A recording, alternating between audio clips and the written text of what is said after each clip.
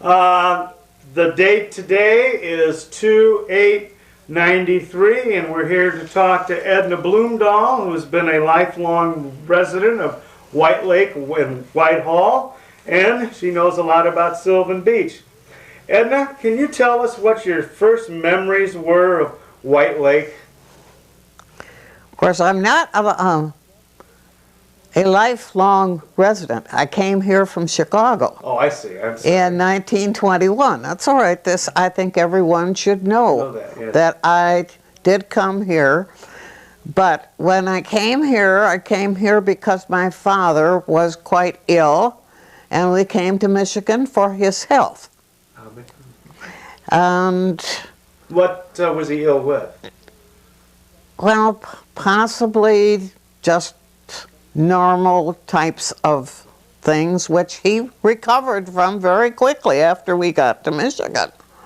Well, the health trip seemed to do some good then. Yeah, that's right.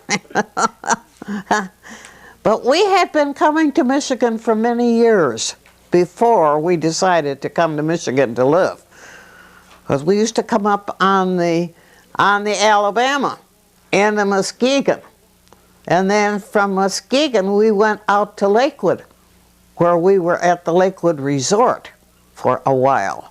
Did you take a car out to the Lakewood Resort? Oh no, you took the train from right downtown, where the train station is in Muskegon. You took the train down to Lakewood Station, and at Lakewood Station, a man out there met you with his old truck and took you the balance of the way. And then later on, there was a streetcar in Lakewood.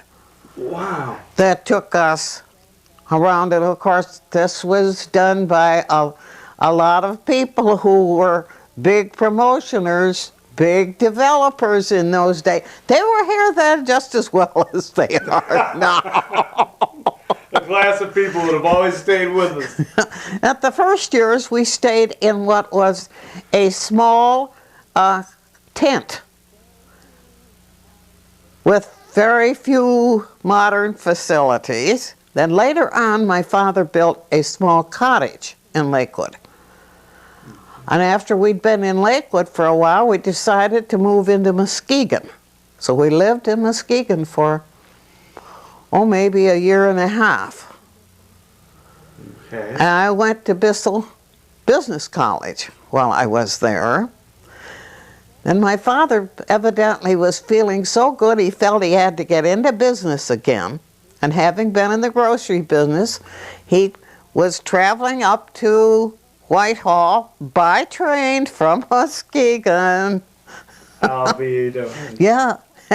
And became acquainted with Mr. Shellhammer, who had the White Lake Grocery. Just real off the cuff quick, do you happen to remember what the train fare was? No, I have no idea. I know those train fares were so small, though, just like it was when you traveled on the boat. The same thing. I mean, I wonder now, where did we get the money for that? But it wasn't very much. Yeah, it came from somewhere. No? Yeah, that's right. And I'm sure back in the records you could find out how very little. You possibly might have even just spent less than $1 to come from Muskegon to Lakewood, or from Muskegon to Whitehall, as whatever the case might be. So, but anyway, we were then from Muskegon. My father bought the White Lake Grocery, and we came to Whitehall. And for quite a little while, we traveled back and forth by car from Muskegon to Whitehall to run the store. I'll be. Yeah, and of course, after all, those were the days of the narrow roads. yeah, not exactly super highways. Yeah, that's right. So, where was your store located in Whitehall? Right where Gales. Oh, Gales. Where Gales is, and of course PITKINS drugstore right next to us. I'll be darned. Yeah. And my father was there for quite a while, and it was during that period that he took over the grocery side of the arcade. Okay, during Yeah, this that's period of right. history, okay. Yeah, yeah. Okay, about 1921 then we're talking. Well, no, we're possibly up to about 1924 Okay. when he took over the arcade down there. And that was just the grocery side. Okay. And of course the arcade, which I hope everyone knows what that arcade was, that it was like a two-story building with a tunnel through it. It's hard to explain that building. You know, it is. People have explained it to me many times. Yeah, but as you would go in from what is now the Murray Street, the Murray Road entrance, on the right-hand side was the small post office at the corner of the building, which did not go into the interior of the building. But right in back of the post office then was the small area that was used for the Goodrich desk, because they had to have a place there for the Goodrich office. And off the Goodrich office was then the drugstore side. And of course the drugstore was very adequately stocked, and of course had a wonderful old ice cream fountain, soda fountain. Oh, wow. Yeah, and lots of slot machines. Was that run by Clarence? Oh, yeah, that would have been, yeah, that's right. And then off the back, then on the lake side, there was this screened-in porch on the Pitkin, on the drugstore side. There was always a hot game of hearts going on in that spot. Then on the other side of the building, on that tunnel, were the grocery store. And in the center of the building there was a stairway which led upstairs. And upstairs there were there were many rooms up there, so many people could live up there. In fact, my mother lived up there, and Leonard and I would stay down there over the weekend. There was excellent kitchen up there, nice rooms, and the room up in front, which overlooked the lake, that room was used by Hilda Homane, who later on became Hilda Dam. She was the beauty operator up there. Okay. Yeah. Always a beauty parlor. Oh, yeah, there was always a beauty parlor. And then that pretty much covered that building, but at the side was what originally had been the baggage building. Wow.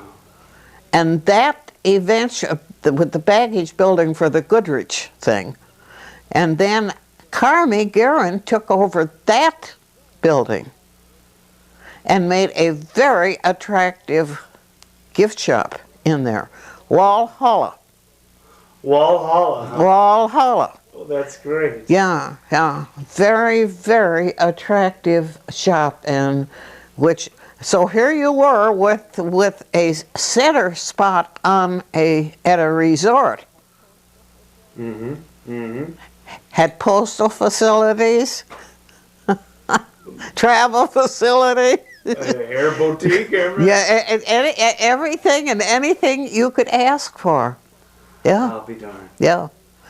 And of course, in those days, why there was the dock out in front where the boat came in, and the boat would come in over the weekend, and that was one of the things that Leonard was responsible for, was to get on there at the corner of the dock and direct the boat in on one of those foggy mornings. And the way he would direct them in was by hitting an old garbage can. Just make enough noise? Make enough noise to bring the boat in. Oh, Sure. darn. Yeah. So. That is wild. Yeah. Well, it really is. Leonard had a wonderful time down there and made many friends, who were very important. But Mrs. Chittenden, Harriet's mother, invariably, if it was a cold morning, she'd bring coffee down to him so he'd keep warm. I can remember the morning she even brought a heavy sweater down because he hadn't brought a sweater down to the lake. Well, that was certainly nice. Yeah, yeah. So, yeah, so.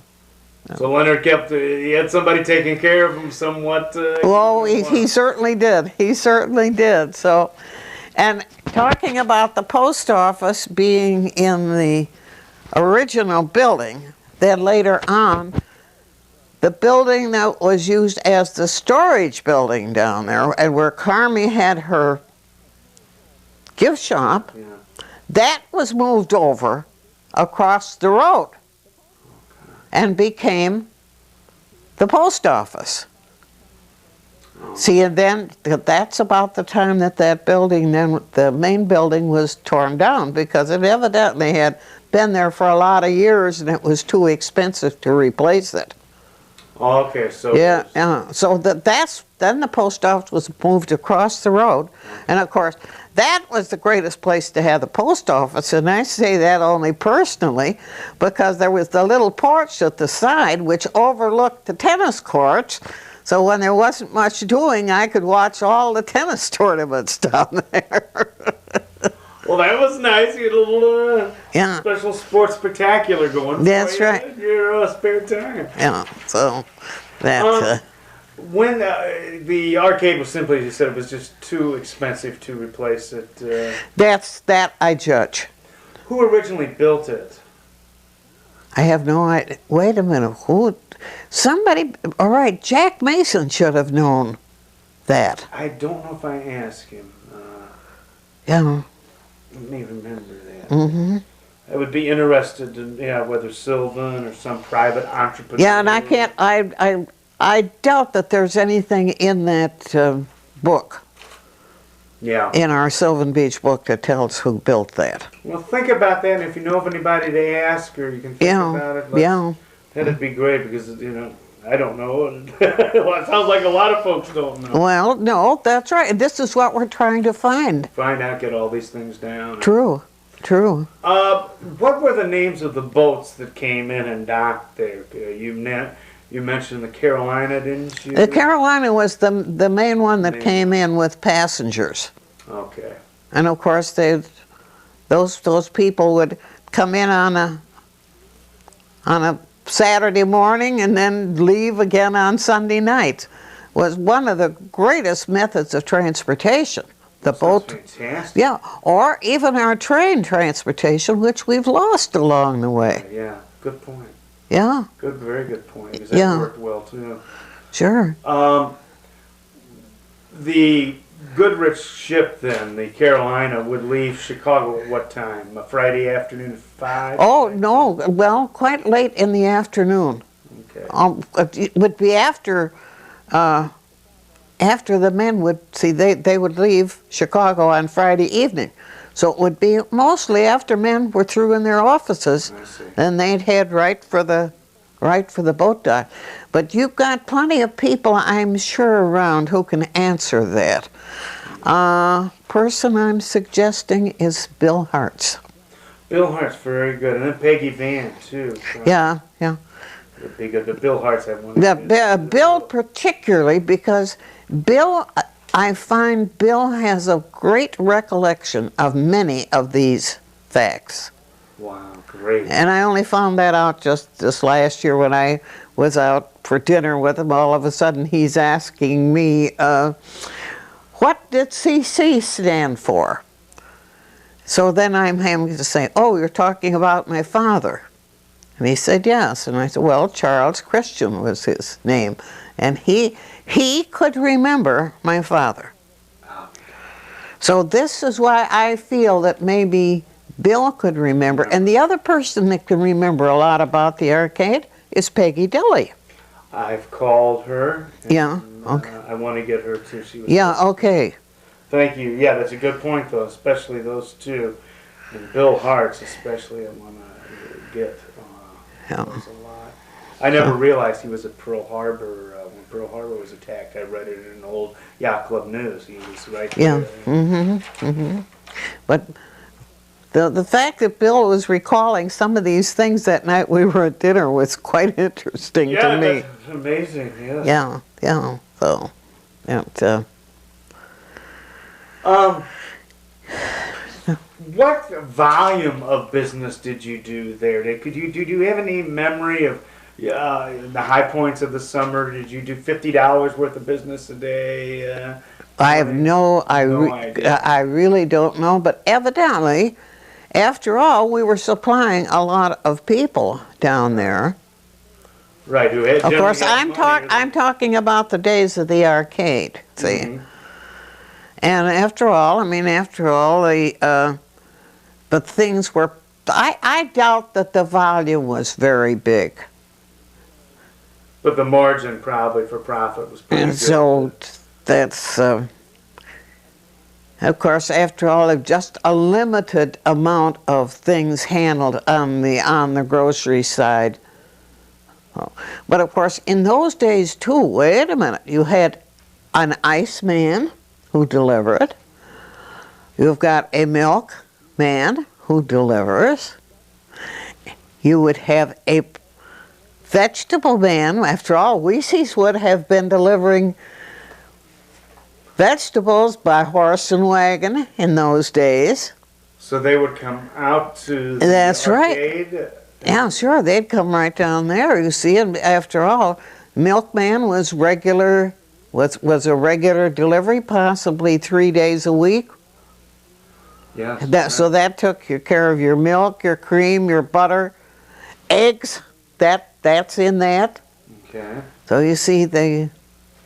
And then the iceman would probably be also the one that had to cut the ice out of the lake in the wintertime. Well, that's right. Of course, you had those.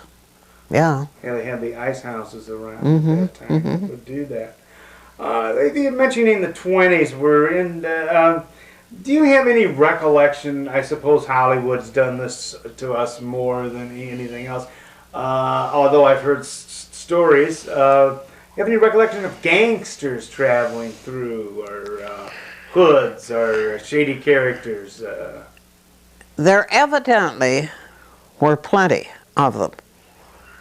And of course, I mean, I'm not going to repeat the story that I know, but I do know that we had somebody within the lake who was traveling out of here and picking up booze during the Prohibition days, and I'm sure you've heard that same story. Yeah. Yeah. So and strange to say, I was up at north on Scenic Drive. Just this would be west of Shelby the other night. And so I was saying, oh boy, this area is all so familiar to me. And so I'm saying, yes, you go right up over this hill, why that's where we had all these gangsters up there, see? So they were not only spotted here, but they were also spotted north of us. And I know that after Leonard and I went into business, which would have been in '34, we had someone on the other side of the lake who were new people within the area that had a big boat. And I'll tell you, if you ever saw the gangsters, it was them. They used to come into the store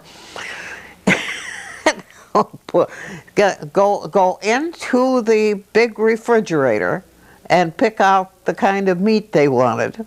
Oh, they just kind of sauntered on it? And no, they would mark what they wanted, you know. I'll be darned. Yeah, and they didn't want anything but the fillets of beef and prime rib.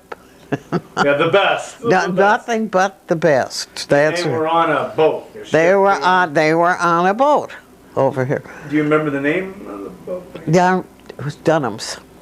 Dunham's? Yeah, Dunham, and that would be down just beyond Pax in that area. Oh, okay. Yeah, see, Pack and Dunham both had the big boats. Okay. Now, Al Pack wasn't any gangster, and he was just a businessman. Oh, but he was mixed up with the liquor thing. Yeah, he was, yeah. And of course, I think it's always worthwhile to remember about Pack's boat.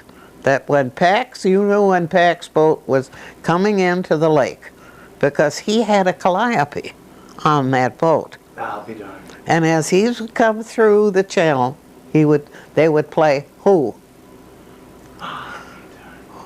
They play the whole. I'll be darned. Yeah. I'll tell you, that was beautiful. That was beautiful. Oh, I imagine it was. And hearing that come up the lake, you see, it's because after all, they came up the lake all the way to right across here. Sure. Yeah. Oh. That is one. Yeah. Oh. So those were generally your just general impressions and memories of the gangsters. You hit on something. Yeah, because we probably didn't ask questions, you know. No. You just saw them around in their long black coats and their big black cigars. And I mean, they were typical. They were typical of what you knew about the Chicago gangster. And after all, they were close enough when you think about it. Yeah.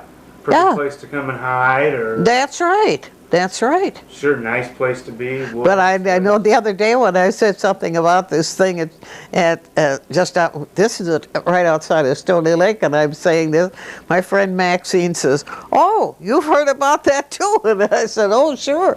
And that's been, So. Now, I've heard stories myself that Clarence told my dad, and they were around here somewhat. Well, that's right, of course. You know, as you said, handy place to be. We're dealing now in the 20s with Prohibition and that. Do you have memories of people here in town making wine or beer? And Oh, no question about that, because we used to have the malt mixture that was needed for making the beer. Oh, from the store, yeah. Oh, sure, and there was always bootleg stuff available. I don't think anyone that had a car with a trunk in it didn't have some bootleg in their car. Yeah.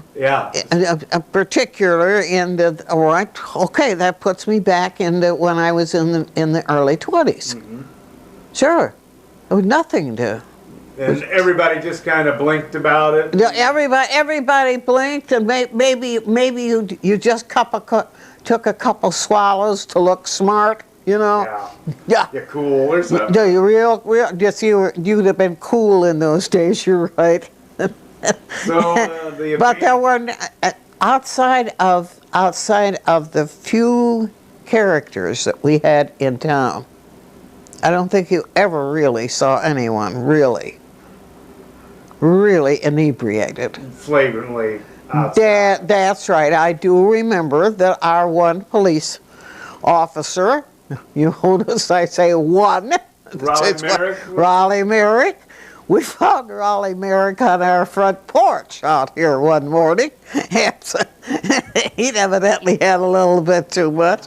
But there were these other people who, Squeaky Johnson, for instance, a few of these marvelous characters that there were. Could you tell us some more about these characters? Oh, God, if you... Squeaky Johnson? It's funny I could remember Squeaky. Well, wait a minute. One by the name of not Chestnut. But there were 3 or 4 characters we had in town. Oh, one of them being Tom Havlick. One was Squeaky Johnson. I want to say Questnut. I think I'm right about that, but I can't remember his first name. He was the guy who always came into the store and bought vanilla because of the alcohol content in a bottle of vanilla.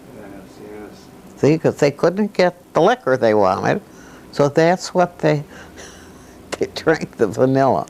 So it was a pretty flagrantly violated law. That's right. I guess it's... And of course, after all, with our place to shut them up in that one little corner over in the old fire building. Now that's in back of the bank, the old bank? Or? Not in back of the bank. It'd be in back of Kleinfelder's. Okay. You see, all right, there was Kleinfelder's store, Okay. and then there was that funeral home, G's Funeral Home. Oh, wow. And then the next building was this real old building in there that was the was the old fire barn, and that's where the fire department was there, and the small jail, and upstairs was the library. Okay. Yeah. So Then there was another building beyond that, which would have been put it about where Morat's is now, or very close to that section there. Okay. That was a dust layer place. And very few people even know what I'm talking about when I'm talking about that. But strange to say, when my father first got here, he got mixed up with this man who was making dust layer. And what they were using the sawdust from the mills, plus sand, plus oil. Now, whether this was oil from the cars or what, that's all mixed together, and then that was thrown on the floors when you swept the floors. And you see most of those old buildings, when you think about it, when you get back to the old building, which would have been in the area just beyond where the Masonic Temple is now, Colby Place, all right. Yeah, okay. Yeah. You know, there were 3 small buildings in there, almost identical. Okay. And one was a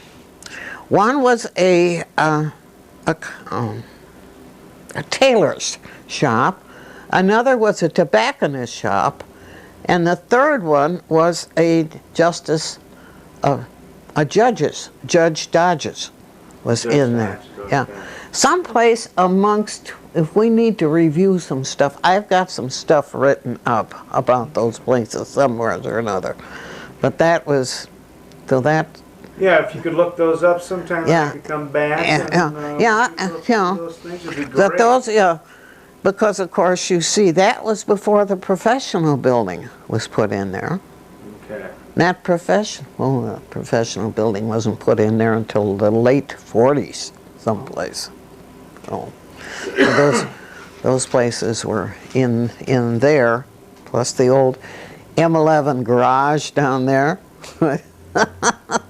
I'll be darned. Yeah. I'll be darned. Yeah. Of course, we've gotten a long ways away from the beach at this point, but then we decided we'd talk about the town anyway, so. Yeah, that's right. I want to get all about the town that I could get also. We were talking again, we were into Prohibition and that. It seems to be, as you said, flagrantly violated by everybody, the federal. Oh yeah, everybody. I don't know anybody that didn't have bootleg. Yeah, I mean, and you had them in these strange bottles. Mm-hmm. Yeah. And people were going to jail and even capital punishment for making it and selling it. And that's right. So much and there was always beer being made in the basement. And I know this because my father made beer all the time. I know my grandfather made wine. Well, sure. And, yeah. Well, I guess so much for drug laws, huh? Yeah. Yeah, so much for people obeying the law. Yeah. I guess things never change, you know. That's right. The problem is we seem to. Well, this is what I say. We can hope for the best, and that's all we can do. But really, times haven't changed that much. No, I agree with you. The farms change, but the people don't. I mean, what they do. On Sylvan Beach, do you remember any rum running down there? Was there anybody selling to people on Sylvan Beach? I don't remember Any that. of that? Okay, of course, right along in this period, I guess at Sylvan Beach, things were very nice and that. Do you remember the onset of the Great Depression and what changes that brought about for Whitehall, Sylvan Beach, or whatever you can remember, 1929, the end of the 30s? Just tell me your memories of the Depression. Oh, what, all right. This, of course, is pre-date before we went in for Leonard and I. As Leonard and I bought our business, bought the building downtown right during the middle of the Depression. Okay. Right in the middle of the Depression. But before that, Leonard had worked in Muskegon at the Continental and then was laid off. Then he went to work at the tannery. And when things really got bad,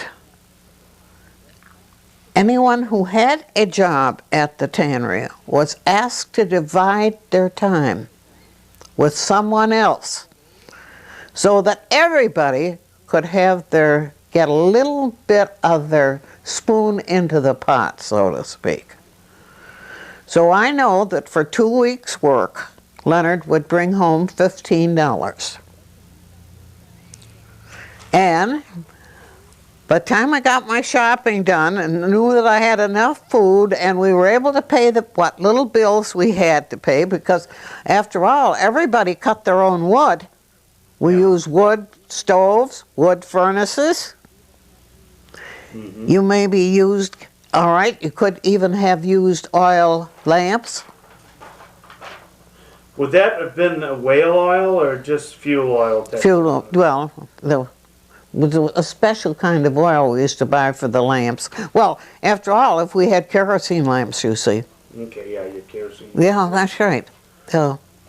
So, but I always said that by the time that I managed to do with my $15 for those 2 weeks, I was lucky if I had a nickel left over for a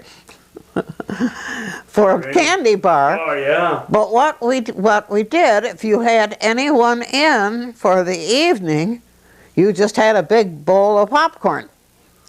I'll be darned. Yeah. Cheap entertainment? Yeah, cheap and those were the days of when people really got into their home and gathered. And entertained themselves. That's right, and entertained. Yeah. That's something right. We've forgotten how to do. That's right. We've lost so much of just these natural things, you know. Do you ever feel that you were very lucky to be raised during the period of history you were in this country? I feel that I have lived here in the best times that could have been. I think if I had to, I've often thought of this, I would have gone back to the similar time. Right there. Because we are missing too many close friendships these days. Yeah. Too fast. Too fast. Everybody is doing something else rather than really getting to know one another. That's right. Yeah. And of course, this was the marvelous thing about being in business in a smaller store in a small town, that we were able to make so many good friends. Yeah, that's true, because people come in, you would talk, just, you know. And the good friends who have meant so much through my lifetime now, because being in my nifty 90s, you know, why, you've lived a long time. Now, just for the record now, how old are you? Yeah, I'm 90. 90, I'll be done. Yeah. You don't look a day over 60. You really don't. That's great. Thank you. I guess it was all that chopping, all that wood, and eating that popcorn that kept it. Well, something must have done. No. That's exciting. And I guess nowadays you're right, with TV, people, even when they do get together, they're watching something and they don't entertain themselves. No. They don't even know how to tell stories anymore. And I just remember. It's a different lifestyle, yeah. And that's all you can say. Things have come too fast, too furiously. Our young people are not being allowed to grow up. Yeah. Little kids haven't got time to play anymore. Exactly. A lot of them, their childhood. Yeah. You know, they're all in a rush to get ahead, make money, or whatever it is, and it's a shame. Yeah. It's a shame. Do you have any memories of Prohibition, that anything that happened? Anybody ever get caught here? Was there ever anybody, for instance, I've heard a story that my grandfather had the superintendent of Whitehall schools over for a drink one time, and the man lost his job because he had been drinking. You know, he was in charge of the schools. You don't remember anything? Well, that possibly would have been typical of that period. This is something I thought about the other day as I was looking through the news from our local school and realizing how few of these teachers I have not had the opportunity of talking to. Mm-hmm. Mm-hmm. Because we have our school system has become so big since it's consolidated. Yeah. There has not been the chance of becoming acquainted. And of course, years ago, talking about the school teachers, that's something else. Years ago, many of those school teachers used to room within a household.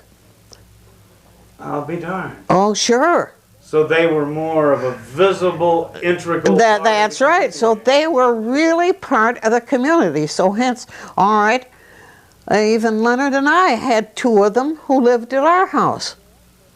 Okay. You took them in at a very minimal rate. They had a bed. They had good food. Mm-hmm. And many of the school teachers, just exactly as they used to out in the country, lived in the homes. Mm-hmm. So they were very much part of the families around town that they taught. So there probably wasn't a lot secret then either. No. Well, all right. And then later on, all of a sudden, we had the old Mears Hotel downtown. The old Mears Hotel? Mears, M-E-A, Mears, after Charlie Mears, which would have been where Joe Jeffs is now. Okay. And then later on, that became the Colonial Inn. And a number of the teachers at school lived at the Colonial Inn. Oh, be darned. Yeah. They just rented rooms there? They just rented a room, and of course, yeah. And of course, I have a feeling that maybe some of them even helped wait table. Maybe just, yeah. To get a little extra money. There's no question about that. Okay, Marge and Everett G. were married in that old Colonial Inn, by the way, okay. Which later on burned down. Okay. And it has to be in about 37 or 38. The Colonial Inn, for some reason or another, caught fire and burned down. So after all, there were all the firemen out there, and we were pulling everything out of our, see, we were right across the street, Leonard and Edna's food shop. We're right across the street, so we figured those walls are going to come, and they're going to come right through our big windows. So we're emptying everything we can out of the windows, but getting rid of all the important papers in there. Yeah. Then we're getting the truck out, the old panel truck, which we had, and going over and picking up all the liquor.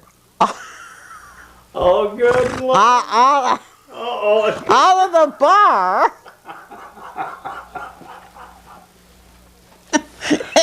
Gotta say that. Yeah, got taking it out of the bar.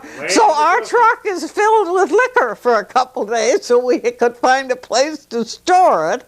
We had all the liquor from the bar. Well, and also what happened after all? This all involved the old mortuary, which is where I told you that was in back. Yeah, all right. They had to move the hearse out of there to get the hearse someplace else so it wouldn't be caught in that fire. Oh, yeah. Sure. So there were a few exciting things happening there, yeah. Once in a while. Woke up. Did you have a fire bell in town? A big bell you rang? Oh, sure. And then, of course, you see, and also the whistle, you see. Oh, you see, well, wait a minute. That fire bell, one of them is up there in Slocum Park now. Oh, you're kidding? Yeah. Up in Slocum Park, where one of the... By City Hall. Okay. Yeah. That was one of the fire bells. Yes, yeah, it was one of the... Was the whistle at the tannery? Or Oh yeah, whistle was at the tannery. Tannery, okay. The whistle was at the tannery. Did you have different amounts of blast to signal? different things? Depending on what part of town. I think it was 1 for downtown, 2 for the, and 3 for Swedentown. Okay. 2 for Bunker Hill, I should say. And and of course, after all, we had Tilly Gustavus, who was the telephone operator, and the telephone building being right down here. You know where the old telephone building. Same place. Same place, that same building right now. After all, she slept down there. So when the alarm came in, everybody went to their phone to find out where the fire was. So everybody, yeah. I'll be darned. Yeah, and of course everybody headed for the fires. Everybody, because I can remember the number of nights that I got up out of bed, put on something warm, and go along with Leonard because he was on the fire department. Wow. At this time in the 20s, were there still, what was the percentage of horses to cars, or were there horses left in Whitehall at that time? Did people still have carriages and wagons that were horse drawn? Not too many. Not too many. Not too many. So progress, or whatever you want to call it, a lot of cars. Yeah, well, of course, but there were lots of. After all, you had those 2 garages downtown. Wait a minute, which would have been the old M11, and the other one was where Bell's Furniture is right now. Okay. There was a garage there. And listen, I can if you're interested in knowing about that place, Bud Stoy, because after all, he and his brother were in the trucking business. Okay. Yeah, and they did all. You see that everything was brought in. Most everything was brought in by truck. Okay. In the period I'm talking about right now, in the 30s. Right. Because after all, anything that we purchased wholesale was brought in by Wolverine Truck, which takes me back to somebody else. Mr. Diamond? Ina Diamond. Diamond, yeah. Good point. I have to get Ina. Yeah, listen, and get Ina now. Be quick. Okay. Yeah. Okay. Down on Sylvan Beach, what memories do you have of being down there? Memories of a daily existence, the memories of people. Can you give us a few names of the people that you would do business with down there? Well, so many. It's about the same parts of the family that are down there now. But one of the nice things down there was the fact that the post office was the gathering point. Okay. And if you felt you were going to extend any invitations, you went to the post office about a certain time, because you know that the mail is going to be sorted by a certain time. By the way, Sandra Kelly was the one who brought in the mail, and Sandra was part of the Brightwell family. Okay. Oh. So she was the one who was responsible for seeing that the mail was there. And believe me, Sandra, she was very, very prompt. Usually the mail was in at the post office by 9:30 in the morning. And it was in the slots and everything? And no, the mail was delivered with the big sack and so forth. Did the sack come by boat, or did it come? No, that she brought that down by car. She brought that down by car. Okay. And at one time, originally, there were 2 sacks brought in. One sack was brought in from Michelinda Beach Lodge, and another, Michelinda Beach Lodge, and the other sack was brought in for Wabanengo. The Wabanengo sack was opened immediately, and that was sorted. And usually within 20 minutes or so, all the mail would be ready to be taken out of those lock boxes. So there were always certain people who came every morning about a certain time. Yeah. We always had one person, and I'm not naming anybody, but we had one person who always picked up her mail who was always drinking a bottle of beer.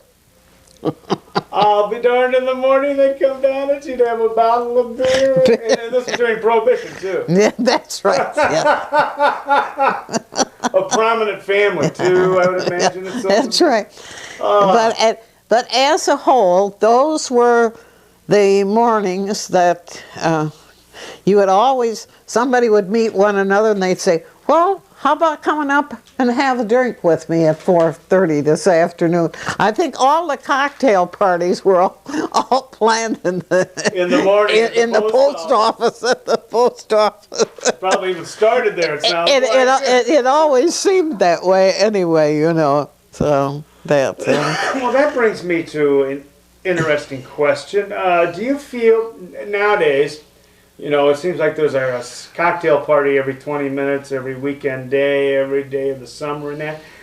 Back then, in the 20s and 30s, in your memory of Sylvan Beach, was it as hard driving, social as it is now? Cocktail parties always going on, or was it? No, it was not like that at all, because I think what was happening was just a one-on-one type of thing. People just came here to relax. And that's right. Yeah, that's right. See, all of a sudden it got out of hand. Yes, I agree. I feel that way. Yeah.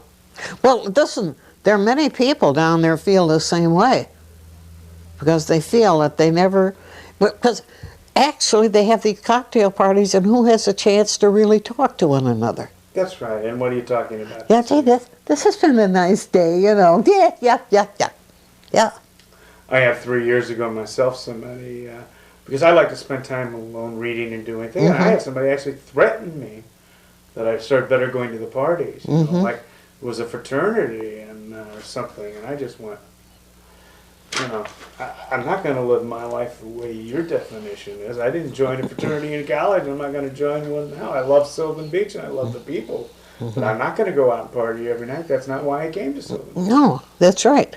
You know, I love the magic, the smell in the woods, the reading at night. Yeah. You know, not that I have anything against parties. You know me, I partied a lot when I was young, but hey, whoa, you know, calm down. Oh, somewhere along the line, you certainly have to have somebody told you about the young man who blew the trumpet and serenaded I you. have that question written right down here. Would you go in and explain who that was? Reitz? Reitz, yeah.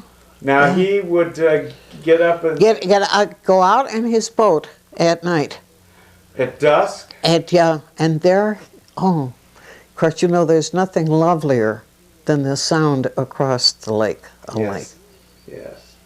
And he would play all these lovely tunes, wooing his girlfriend down there. Well, really, that's what was the motive, huh? Yeah, oh, sure. Because my father's told me how pretty it was. Oh, what a yeah. beautiful thing it was. And now, how many years did that go on? He'd just go out in a canoe or a rowboat? And how long would he play the trumpet for? Well, you know, maybe half an hour or something like that. Because I think everybody sort of listened for that, waited for that, because it was so beautiful. And he was an excellent musician, so that all helped. He wasn't playing a lot of sour notes, so. Yes, you know, it's funny, my father even saw him several years ago down in Florida. Yeah, 10 years ago, something like that. And he plays a trumpet in a fancy club. Oh. About 12, 15 years ago, I believe, something like that. All right, you know, wait a minute. Judy Reitz. Yeah, Judy Reitz lives in South Whitehall now. Yeah, Ed stayed in my cottage, my parents' cottage, when he was a kid. And as it turns out, that Reitz family was the Reitz, the guy, he just died. He did the TV show 8 is Enough, Robert Reed. He changed his name from Reitz to Reed. He stayed in our cottage in the summer, so he had no one bad either. On the I'm getting into the full sun here. Pardon me? I'm getting into full sun. You think we want to pull that drape a little bit, or is it going to cut? Is it bothering you? Yeah, that's right. Okay, then we'll put it on pause, right? This is the meat of history. Well, you see, you don't give a chance to sit down and talk Yeah. these things. Yeah, So. yeah. You know, the facts and the dates and all the other stuff in history are meaningless to me. It's what the people did every day of their lives that's of interest, that I think is important to remember. Of course, I think one of the great things about the beach is something that's been missing is the beach for the children. Even though it's still there, it is not used in the same way as it used to. That's a very good point. Yeah, because and I wonder if this has something to do with the fact that the post office is not where it used to be. Could be. But see, the post office was right across and so people naturally came down with their children. Yeah. Yeah. You're right. And took them over to the beach. Sure. The beach is not, at least this is what I hear. Well, it's not. It's not. You're right. It's nowhere near what when I was a child. You know, it was certainly always crowded and jammed, and they even used to have to hire a lifeguard. You know. Yeah, that's a very good point. Yeah. Very good point. Perhaps this has to do with more of the social change too. That could be. I know, talking to Barb Wagner and to some other people, I sense a great deal of magic of being at Sylvan Beach. The smells in the woods, the swims at night, just the magic of the Indian trails that may have been there. And now, as we had mentioned, we certainly have turned into more of a social cocktail. Yeah, that's right. And we've lost, I think, perhaps a great deal of the essence of Sylvan Beach. Not that it's bad. No, it's that life change which is coming with everything. Everything. And everything. Life changes all the time. No matter what. Yeah. Because we have more commuters, more computers, not commuters, more computers, and I see the electric company is complaining because of the use of electricity. I'll be darned. Yeah, because of all the gadgets that are being used now. Well, that's true too. The amount of electricity being used. Yeah, you're right. Everything That's right. And now they're finding out problems that may affect our brain, the electric force fields. So, yeah, that's right. That's right. Well, you see, we better be glad we've been here when we've been here. I think you're right, Edna. I think you're exactly right. And I'm glad that I will probably go out of this world before I hope it changes too drastically. You know, I don't want to get used to anything new as I get older. You know. Can you tell me, I guess you can't hit on White Lake without a discussion of the Sidonies, in your experience with the Sidonies. Do you have any stories? Did Mr. Sidoni come and shop in your store? Or, You know, I think the Sidoni family is very difficult to talk about because he was such a very unusual man, a very helpful man with many people, always very friendly. And Lily Sidoni was the same way, very attractive woman, extremely so. Too many things once in a while because of the fact of what Joe Sr. did. As being, and because he was a mental giant. No question about that. He had a way with words that a lot of us did not understand what he was talking about. And I say that in a kind way because I liked Joe Sidoni very much. But so often then you get a lot of rumors which are not good. No, gossip. And particularly in a small community. Anybody who is that different from the average really must have a very difficult time in the beginning. I'm sure that Joe and Art were two people who realized that as young people. Yes. Well, yeah, you're right. I hadn't thought about a small community and the stories. And yeah, well, it's that same thing that you, after all, going back to different people within the community. After all, here we are in Whitehall, for years having been the only community that has had a black family in it. Right. That black family are held in the highest regard. As they should be, yes. But had they been maybe, shall we say, in Muskegon or any place else, they'd have had a very difficult time. Very hard time. Particularly the way things are right now. You're right. Whichever. No, I think the Sidonis, Joe, after all, evidently was very fortunate that somebody found that spot over there in Valley of the Pines, which was so perfect. Mm-hmm. He could get out of the average run of people and have his life to himself. Very interesting. It's a very interesting family, and I have such a high regard for the whole family. Everybody I've talked to feels the same way. Yeah. Certainly a unique part of our history. Now, by the way, have you talked to young Foster by any chance? No. Foster? Now, this would be the minister's son that lives down in South Whitehall. I can't remember what his first name is. Minister Foster. Yeah, it's the minister's son. He did a lot of research on Sidoni. Okay. Because I know he was down and talked to Peg Van. He talked to somebody else down at the lake also. Because he had a recorder very similar to what you're using here right now. Yes. Yeah. Okay, I'll try to read. Yeah, so, you might be able to put it together. That's what I want to do. Put something together. You got to follow every lead. Yeah, that's right. But this will keep you busy for a while. Well, yeah, I'll tell you, the chronic fatigue does it enough. This is a love. This is more of a love.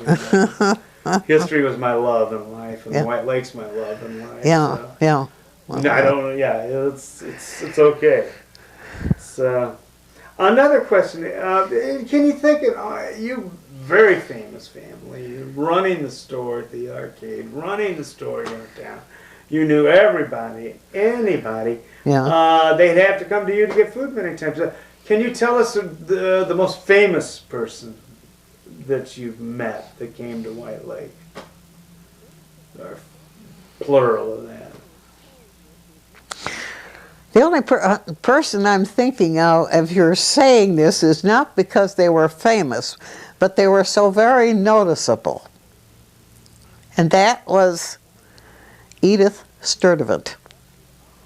Why is that? Well, she'd evidently been a chorus girl. Not only very good looking, but also the Sturdivants had lots of money. See, they lived on the Montague side, over beyond Pax. Wait a minute, your mother would have known Edith Sturdivant. Not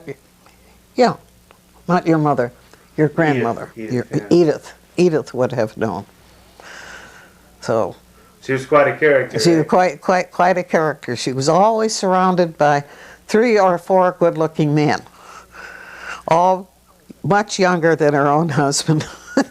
It's funny, I don't know why she thought about her, but only because of that, I'll be darned. Yeah, no. You don't remember, no recollections of, I've heard Amos and Andy came in here before. Well, of course, you see, those people came in because of Sidoni. Yes. They would go. Because his laboratory over there was filled with pictures of all. See, there were many Hollywood people. Many Hollywood people. Could you name some offhand? Well, I don't remember them now. But I have heard that myself, like Joan Crawford, Sophie Tucker, different names like that. Yeah, that's right. That did come to him. When the Great Depression hit in Whitehall, did you notice very much happening in Whitehall at that time?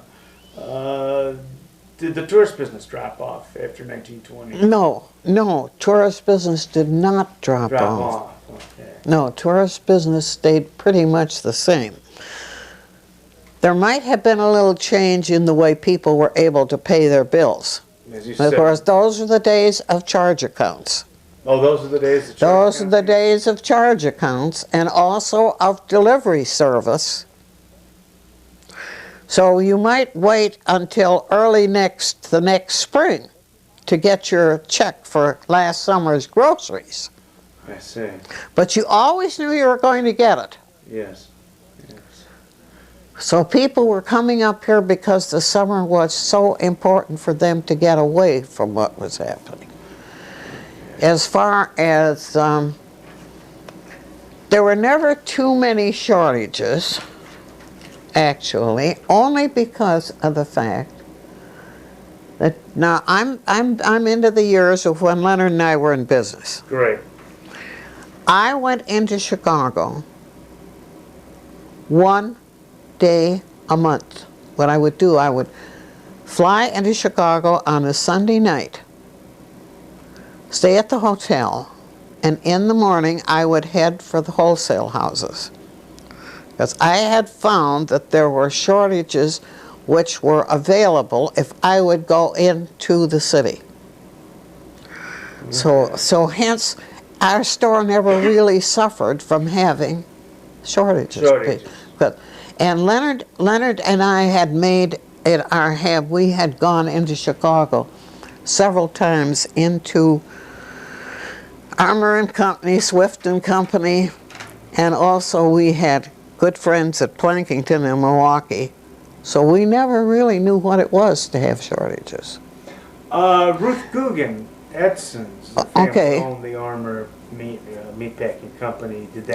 Did you see her when you were in Chicago? Well, wait a minute. She was from farther. She was out of Kansas City, wasn't she? She might have been. At that Yeah. time. Yeah, I think you're right. Yeah, I think in fact we dealt with that company too. But we'd gotten so we were acquainted with some of these people so that they knew us. Mm-hmm. And if there was the quality type of thing we wanted, we got it. Yeah. And you see, going into Chicago.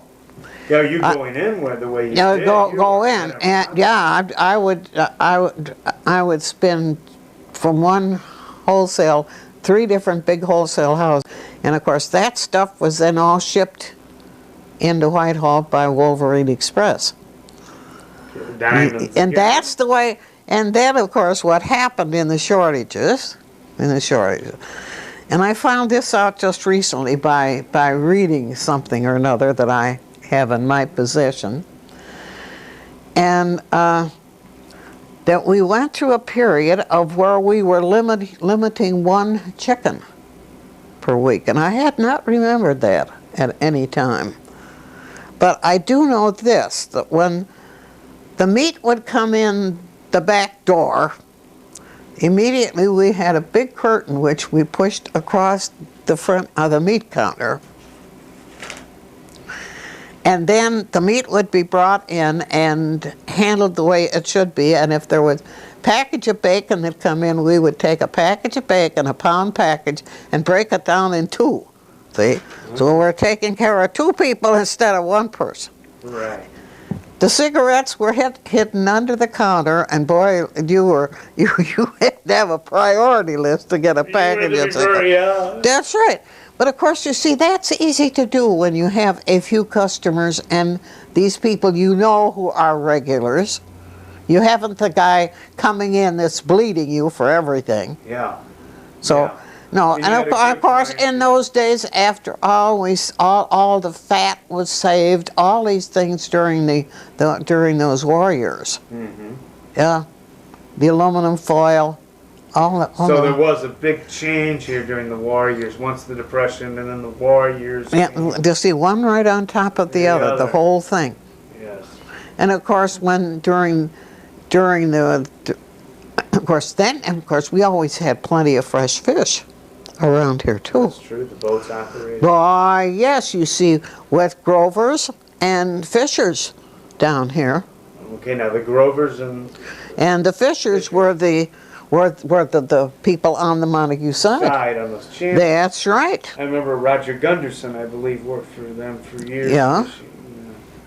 I worked with him at the tannery. Yeah, so you had the fishermen down there that were bringing in fresh fish every day. That's right. That's right. Where you see what you don't have anymore. Yeah. That's another lost cause. Yeah, you're right. And after all, even they aren't getting them even on White Lake, from what I hear. Heck, they might even be poisoned once we get them, so you don't even know. No, that's right. So you really had quite a, with your going into Chicago and then with fresh fish. I mean, I've always heard when I was growing up from my grandparents and my father that the Bloomdahl name is comparable to the Smithsonian almost. I mean, it was the place to get the food. The people from Sylvan Beach and everywhere went and got the best food. You had food. Well, and we tried to do a good job, and I'd still say, I'm bragging at this moment, that many of the things that we did kept many people coming back. I think you probably. Well, every Christmas there was always, we always used a small desk card, and that was sent to every one of our customers as a Christmas greeting. Those were the things. And in the spring, when we knew it was just about time that people were beginning to think about their cottage, I would have lists made out, which were, and all they had to do was fill in, well, they needed 5 pounds of flour and needed that. Good for you. Yeah, sure. And then, delivery date, are you going to need ice? Are you going to need this? Are you going to need that? See, and those are all the things that have been lost along the way. But Leonard and I did a fabulous job of it. Oh, I gathered that you two did. You filled every need. And Yeah, that's right. Would Leonard drive the car and drop off the food? Well, no, later on. We always had a delivery boy. In fact, Ned O'Connell, if you'd seen Ned O'Connell, she'd tell you, well, after all, she was always looking for Tony to come by in the truck because she was heading down to the beach to babysit.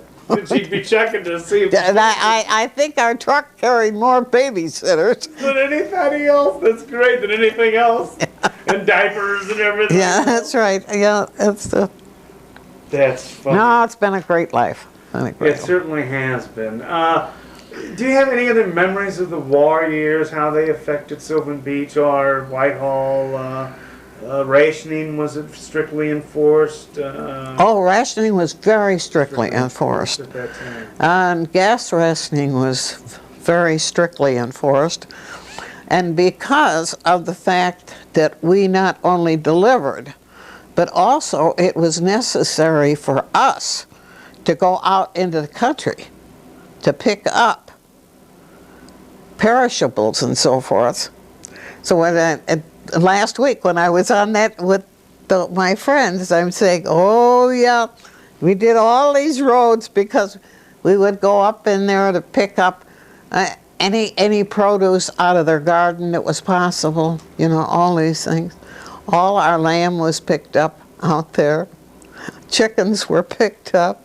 These things are all done after hours, you know? Yeah, after regular hours. That's right. So it sounds like you put in a lot of 18, 19-hour days. That's right. That's right. I used to figure that I used to put in between 75 and 80 hours a week. Of course, after all, and we did, you know, in those days we did all our own slaughtering of the chickens and so forth. Mm-hmm. And Leonard, with his big hands, he could clean 50 chickens an hour. God, you're kidding me. Of course, he had these marvelous hands that were so great and could do anything. A man could stand and do all this fancy spider web caning and everything. You know what kind of hands he had. So. God, he must have feathers flying around him like a That's right. Yeah, and ball of snow going down. Every once in a while, somebody will tell about this. You know, they get to thinking about this. Particularly one of those great people that worked for us. And that's something else we had so many fine people who worked for us. They had to work in those days. They had to work. Yeah, they didn't have any. But listen, there was much more for them to do around than there is now. It's a different type of thing. So it's a very good point. You needed somebody to pluck the chickens. You needed somebody to. Boy, I'll tell you, I pin-feathered more chickens. Oh, that's great. Now, how long, year-wise, date-wise, you operated in the arcade from what year to what year? Well, now, let's see. Wait a minute. I'm going to have to talk in terms of my father. No problem. So my father would have been in the arcade from 1924. Wait just a minute. About 1939. Because eventually he took over the grocery, or the drug side. Okay. So he had the whole thing eventually, and also had the post office. Oh wow! Yeah, of course. In that period in between, we had a little problem in the family. So that's neither here nor there at this point. So, yeah. And I went down. I went down to the post office. I don't know, 80.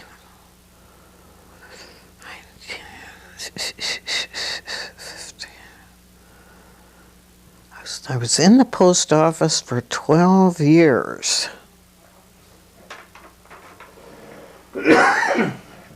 So it would have been about in 58 that Lila Spickelmeyer, oh, I know, Lila, something happened. Lila got sick and she needed a helper. By that time, we were just out of business downtown. And I went down and took over the post office. And the next year, she thought, well, gee, I was familiar. Why didn't I take it over? And that's all. So I was in there for 12 years. For 12 years. Yeah, yeah. And the post office was a wonderful gathering spot for the younger kids. A wonderful place. Sure, they'd figure out what to do there. Well, they'd come in and there'd be any magazines around, they'd sit there and read, you know. So I just hope the other post office is used in the same way. Yeah. How long did you have your store uptown? What year? From what year to what year? Let's see, from 35 to 58. 35 to 58. Now, Leonard died when? 3 years ago. Oh. He died in 89. I didn't realize it was that early time. Yeah, 3 years. So then you sold the store, or you just closed it down? What happened, we leased the store to A&P. Oh, okay. And then A&P, Dell came in and took it over from A&P. Okay, now, where was Nelson's department store? Right, well, where Dell's would have been, wait a minute, wait a minute, I have to do that differently.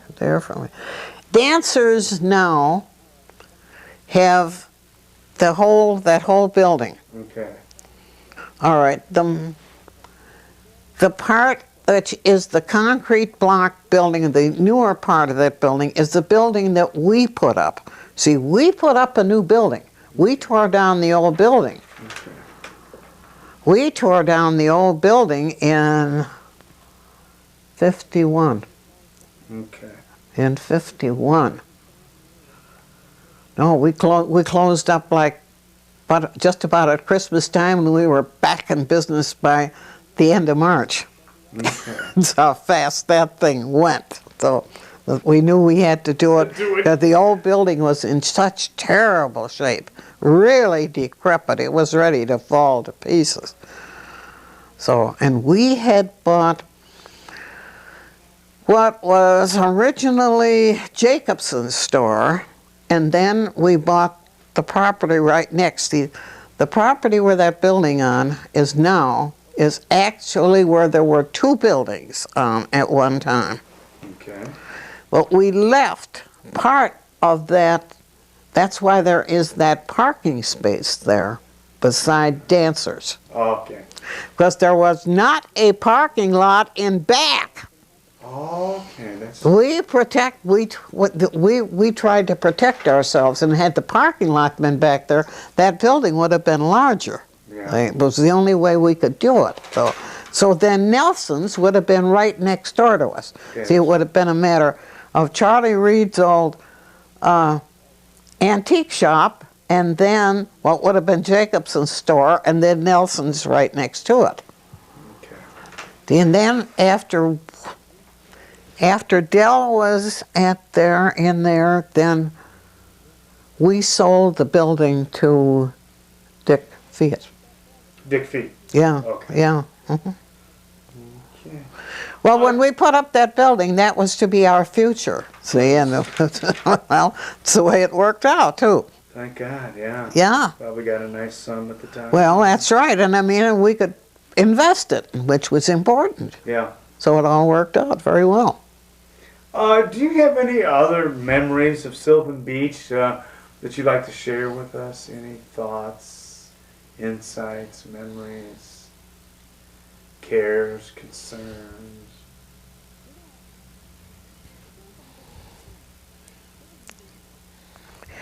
You know, Sylvan Beach Inn, Sylvan Beach Hotel, Yes. the great part of that place.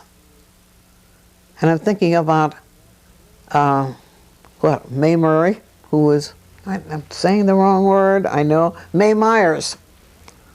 Mae Myers, when she ran the Sylvan Beach Hotel. And that had such an excellent reputation. It did. Yeah, it really, really did. Well, and Murray's Inn, years ago. Oh, Murray's Inn, oh yes. But the Sylvan Beach Hotel was really kind of That's right in the middle of that yeah, place. yeah. And you were impressed by the how Yeah, nice always, it was, always. the good clientele and good Yeah. help and And we have several other places too, if you're getting in, and I'm getting away from the beach only because I'm thinking about White Lake Villa. mm-hmm. You know, I can't remember the Rochdale Inn too. Well, Rochdale Inn, all right, and Idlewild, Wow, yeah. and wait a minute, you've got Smith's down below, but we've had so many fine resorts around our lake. You're right. But there are still several excellent ones left, being Michelin Beach Lodge and also Lakeside Inn. But otherwise than that, there was all these other small hotels, which was, that's what brought a lot of these people in. White Lake Villa would have brought in lots of people. Mm-hmm. Lots of people. But even though they were staying at the hotels, they were still spending money. Yes. Within the area. Yes. And they did bring in a lot of people. And That's what right. They wanted to bring in a lot of people in the area. I'm sure needed the. Yeah. I remember Clarence. You know, my father told me that Clarence used to go out and get in his power boat, and every boat that came in that channel, he would personally go out and greet. And That's right. To White Lake. I don't think people realized how much Clarence did. I really don't. Because he never let it known. Never let it known. What he did with the White Lake Yacht Club, what that did for the area, and being sure that those little booklets were put out every so often, which were so great. Everybody looked forward to that. Forward to it, yes. That's right. The news. And I guess he founded the Western Michigan Yachting Association. Yeah. And he founded the Western Michigan Tourist Association. Right, right. Yeah, from what I gather, he was always probably the most involved of all the people, the men that would go out and try to get... Yeah, no question, no. He was a man who was a natural pusher. Natural. He was a natural developer. Self-starter. But yeah, Go-getter. but for the, and not a developer for his benefit, but for the benefit of the community. For the common good. Yeah. There's that difference. Oh, there's a big difference. You bet. We don't have men like that left hardly. No, no. It's all me generation. And Edith, I guess, was she complimentary to Clarence? I mean, Edith seemed, from what I gather, do all the book work and stuff. Oh yes, she was a great helper. No question about that. You were never too aware of her, but she always looked very nice. Just kind of always well groomed. Mm-hmm. Yeah. What are some of the other names around the G's? Do you have any memories of Evergy or Funnels or any interesting? Well, after all, Lynn G., for instance, who was the funeral director at one time, very influential with as far as the Masonic Lodge was concerned, that sort of thing. He was instrumental in it. That's right. Okay. That's exactly right. Okay, and the Funnels, I remember the name Funnels from the barber shop. Oh, well, after all, Ray and Faye Funnel in the barber shop, and then... I even had the honor when I was a child to get my hair cut in there. Oh, It was sure. the center where people always seen me. And of course, Anger, who had the little old meat market downtown. I'll be done. But you see, and that's something else that is, after all, now here we are with Plums, and then Plums moving out. So all these little stores that we used to have downtown are gone. You're and right. And the tax base. Well, after all, there was Anger's over on Kleinfelder's side, and then up about a block was Lyon's little store. And then coming across the street where we were, there was Leonard and Edna's, and there was Carlson's, and there was O'Connell's, or not O'Connell's, but Connell's, Ken Connell's place there. And then you got down into the next block where there was White Lake Grocery. Then you go out this way, and you've got Marshall's and Cap Peterson's. There's one more. There's one more in there someplace. One more just in that same area, right across from the Lutheran church. There was a grocery store in there. All those little stores seem to have survived in some way or another. Yeah. Oh wait, I haven't mentioned one where the little shop is. Got such a funny name, I can't think of the name, but it's where originally, wait a minute, where Panzels were. Oh, I remember. Yeah. Panzels, and then later on, Staffers were in there, and then, Morris's. You see all these changes along the way. But we had all these small stores. So no one, you see, had to walk very far to get their groceries when you think about it. No, they were, Yeah, and most of these people with only just regular ice boxes, they couldn't keep food very long anyway. So it was a matter of doing your shopping daily. Certainly. You see, you forget all that. Yeah. Very good point, and very good insight. Yeah. That's the meat of history. You're right. People had to do it daily, or else their food would rot. That's exactly right. Good point. Excellent. Yeah. So there was plenty of business. Well, and you see, years ago also, after all, now you have eggs that are prepared a special way. Well, years ago, you had no way of keeping your eggs very long unless you used what we called water glass. Water glass was a liquid which you purchased in a store that came by the quart. You packed your eggs into a crock, small side down, and then poured this water glass over it, which was a matter of this mixture plus water. And that created like a film over your eggs to seal your eggs. So when you needed an egg, you went out to your crock and picked an egg out. I'll be darned. You see, all of these changes have come. And you've certainly witnessed a lot. Oh, yeah, I've witnessed all of that, you know. Would you mind giving me your birth date? No, July the 2nd. What year? 1902.